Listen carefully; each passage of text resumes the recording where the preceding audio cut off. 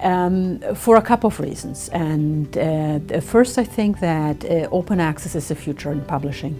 I really think that reaching out to the whole world, making it a really global environment for research is a very important mandate. That was something that excited me to play a role in that, in moving publications into open access and into globalization.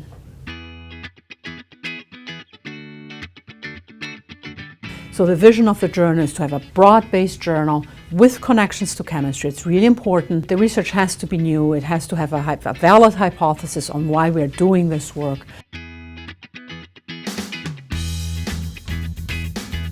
I think one of the mandates on globalization is to reach out to communities who traditionally don't publish papers in ACS journals and explain to them what we as editors look for when a journal is published.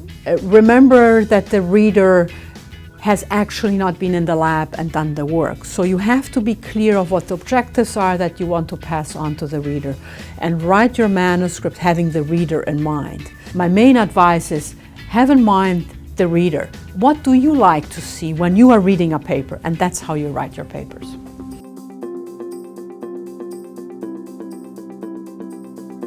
ACS Omega accepts manuscripts from all sub-areas of chemistry and areas interfacing with chemistry, including material science, bioscience. ACS Omega also intends to publish some negative results, which means results being different from the initial hypothesis.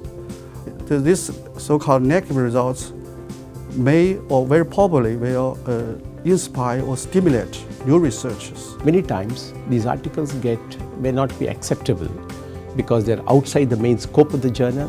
When you take chemistry or biology, within each, the component may not be of very, very high standards, but both of them put together, it means something new.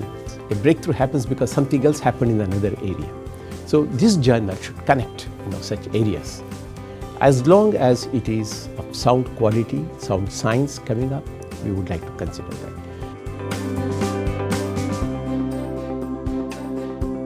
We expect the whole chemistry community to read it. Everyone? and industry. But we are also reaching out to chemical engineers. So we are definitely aiming to reach out to the global community. And that's the people who will be reading it, in addition to people who read traditional journals which are not open access. And I think that's one of the strengths of open access.